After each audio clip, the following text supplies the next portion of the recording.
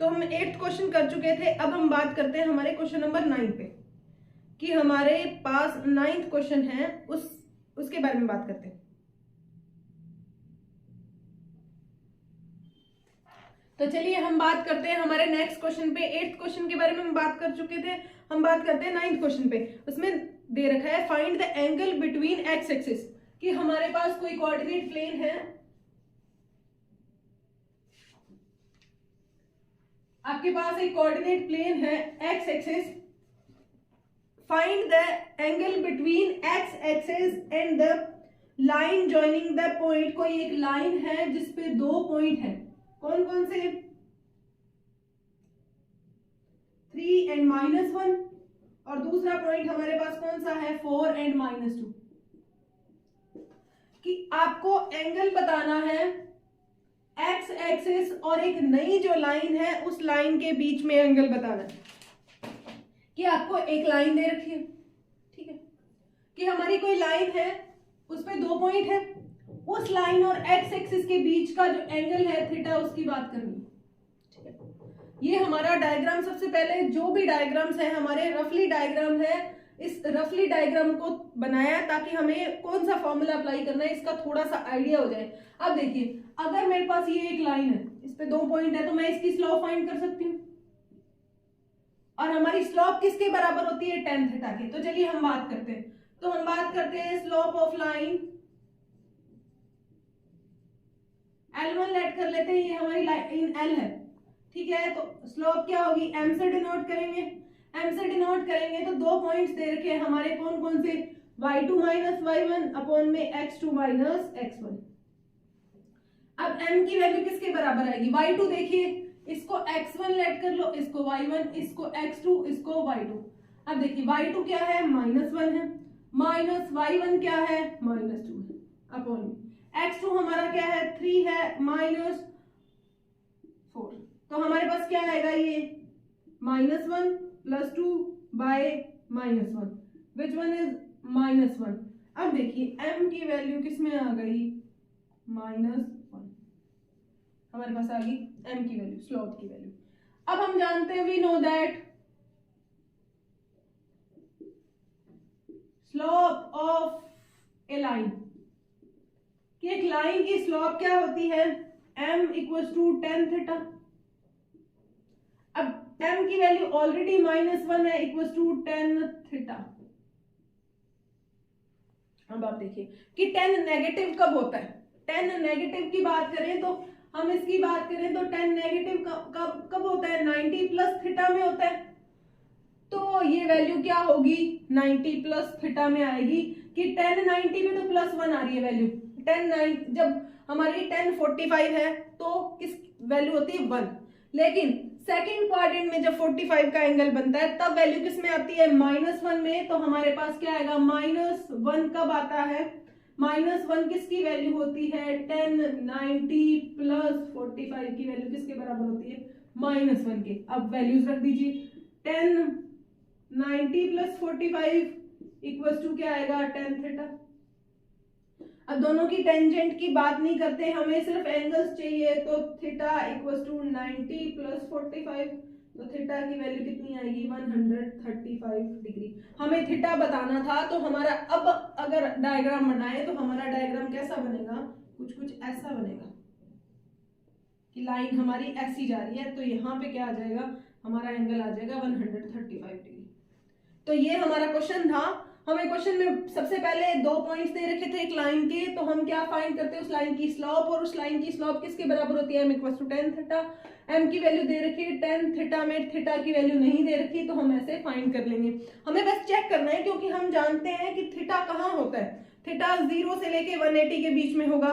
तो first quadrant में theta की वैल्यू पॉजिटिव आती है, तो फर्स्ट क्वाड्रेंट में यानी कि डायरेक्ट 45 तो वैल्यू नहीं आएगी। अगर हम चलते हैं सेकंड क्वाड्रेंट में, तो थीटा की वैल्यू किस में आती है? नेगेटिव में, लेकिन वो वैल्यू किसके साथ आएगी? 90 + थीटा के साथ आएगी। तो 90 + 45 किसके बराबर हो गया? 135 डिग्री के। ये हमारा क्वेश्चन नंबर था 9th। अब हम चलते हैं नेक्स्ट क्वेश्चन पे, नेक्स्ट पे बात करते हैं। अब हम बात करते हैं क्वेश्चन नंबर 10th की। हमें कहा है if the slope of a line is double of the another slope, कि हमारे पास अगर एक लाइन है उसकी स्लोप m1 की स्लोप क्या है, m के बराबर है, तो दूसरी लाइन की स्लोप क्या होगी, पहले वाली की डबल होगी, तो m2 की वैल्यू किसके बराबर आ जाएगी, 2m के बराबर। कि पहले वाली स्लोप तो ठीक है, दूसरी वाली स्लोप क्या है उसकी बिल्कुल जस्ट डबल है। उसके बाद में हमें क्वेश्चन में क्या दे दिया, if the tangent of angle between them is 1/3, कि अगर टेंजेंट किसके बराबर है 1/3, टेंजेंट का मतलब क्या होता है, उसकी वैल्यू किसके बराबर है 1/3 के। टेंजेंट का मतलब क्या होता है, अगर स्लोप है उसको उसका रिजल्ट हमने सॉल्व किया तो हमारे पास 1/3 आ रहा है, तो आपको स्लोप की वैल्यू फाइंड करनी है m1 एंड m2 की। तो हमारे पास फॉर्मूला क्या था, tan थीटा की लाइन की टेंजेंट बराबर में mod of m2 minus m1 upon में 1 प्लस m1 m2। अब उसने हमसे बोला है कि टेंजेंट क्या होती है, सिर्फ थीटा की बात नहीं करते, tan थीटा की वैल्यू को ही हम क्या बोलते हैं, टेंजेंट बोलते हैं। tan थीटा की पूरी वैल्यू इक्वल्स टू m2 की वैल्यू देखिए 2m माइनस m1 की m अपॉन में 1 plus 2m into m, solve कीजिए 1/3 मोड ऑफ क्या आएगा m अपॉन में 1 प्लस 2m स्क्वायर। जब मोड हटाते हैं तो हमारे कैसे केस बनेंगे, केस बनेंगे दो। केस फर्स्ट कैसा बनेगा, तो हमारा क्या बनेगा, मोड हटाने पे m अपॉन में 1 प्लस 2m स्क्वायर बराबर क्या आएगा, प्लस माइनस 1/3। अब प्लस माइनस 1/3 आ रहा है तो इसके लिए कैसे केस बनेंगे, केस बन जाएंगे दो। तो हम बात करते हैं केस फर्स्ट की। फर्स्ट केस में हमारा क्या होगा, हम वैल्यू किसके बराबर लेंगे, सिर्फ 1/3, m अपॉन में 1 plus 2m square equal to क्या आएगा 1/3।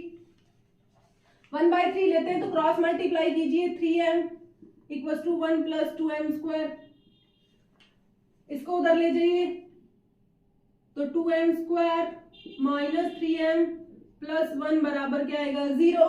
अब हमने फैक्टर करना सीखा है कौन सी क्लास में, 9th क्लास में, 10th क्लास में भी और 8th क्लास में। फैक्टर किसके फैक्टर करते हैं, इसको इससे मल्टीप्लाई करेंगे तो 2 के फैक्टर क्या आएंगे, 2 इंटू 1 तो 2m square minus 2m minus m plus 1 equal to 0। तो यहां से 2m कॉमन लेंगे तो हमारे पास आएगा m माइनस 1, माइनस 1 कॉमन लेंगे तो m माइनस 1 बराबर 0। तो 2m माइनस 1 और m माइनस 1 बराबर क्या आएगा 0 आएगा। तो इधर क्या आ जाएगा 2m माइनस 1 बराबर 0 और क्या होगा m माइनस 1 बराबर क्या आएगा 0। तो यहां से m की वैल्यू क्या आएगी 1/2 आएगी, ठीक है, और m की वैल्यू क्या आ जाएगी 1 आ जाएगी। तो m1 क्या होगा इस m के लिए, तो अगर m क्या हो 1/2 हो देन m1 क्या होगा, m1 कैसा होगा, m1 किसके बराबर होगा 1/2 और m2 किसके बराबर होगा, डबल होता है जस्ट डबल, तो m1। दूसरी कंडीशन में अगर m की वैल्यू किसके बराबर आ रही है 1 के, m की वैल्यू 1 है तो m1 कितना हो जाएगा 1 होएगा और m2 क्या हो जाएगा 2 हो जाएगा।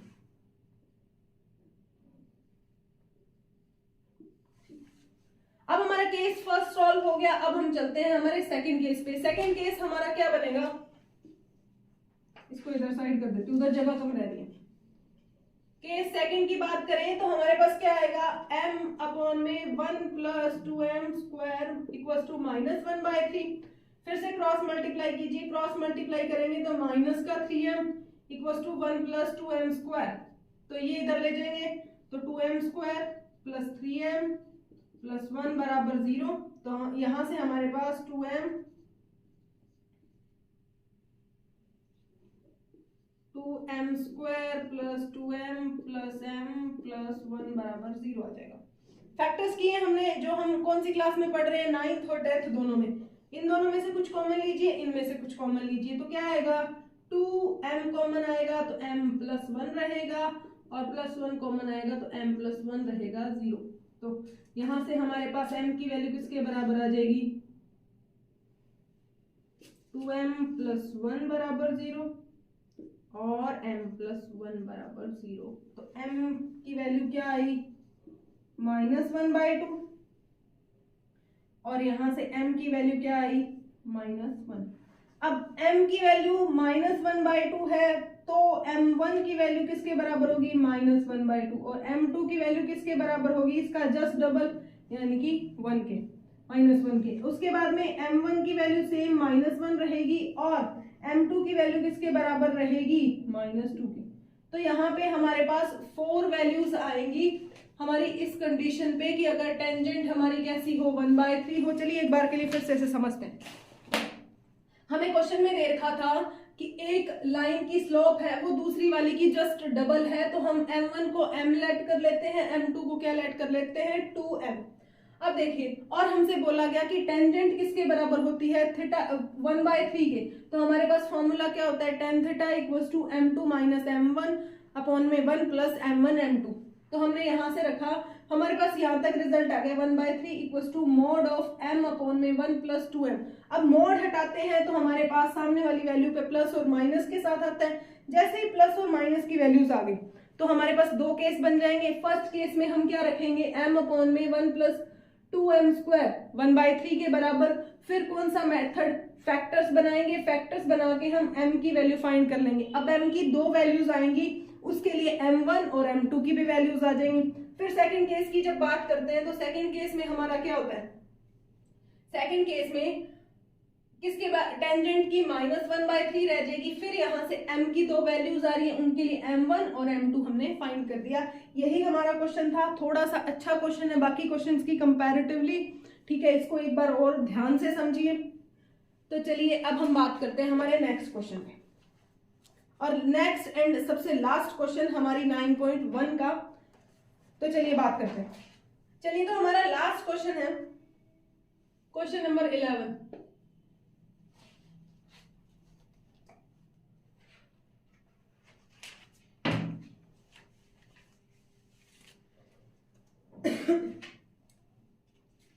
जब हम क्वेश्चन नंबर 11 की बात करते हैं तो हमें कहा है कि a line passes through x1 y1 and h and k if the slope of line is m then show that. हमें क्या दे रखा है कि कोई एक लाइन है, वो किससे पास हो रही है, दो पॉइंट से x1 और y1, और दूसरा पॉइंट था h एंड k। अब अगर एक लाइन और इसकी स्लोप क्या है, m है। अगर आप देखिए कि एक लाइन दो पॉइंट से पास हो रही है तो उसकी स्लोप क्या होती है,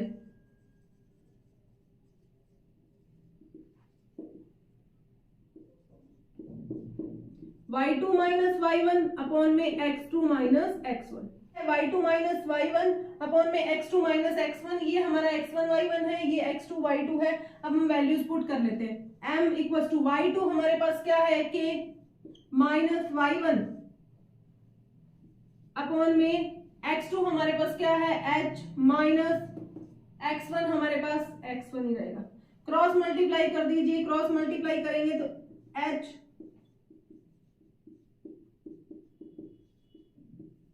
हमको यही प्रूफ करना था। यस, हमें यही प्रूफ करना था। हमें प्रूफ करना था कि k - y1 equals to m h - x1, यही हमें प्रूफ करना था। और इसी क्वेश्चन के साथ साथ हमारा 9.1 एक्सरसाइज खत्म होती है। बाकी एक्सरसाइज 9.2 पे हम बात करेंगे नेक्स्ट लेक्चर में। इस पे हम 9.2 में सबसे पहले हमें इक्वेशंस बनानी होंगी। यहाँ हमने वैल्यूज फाइंड करी, वहां हमें इक्वेशंस बनानी होगी।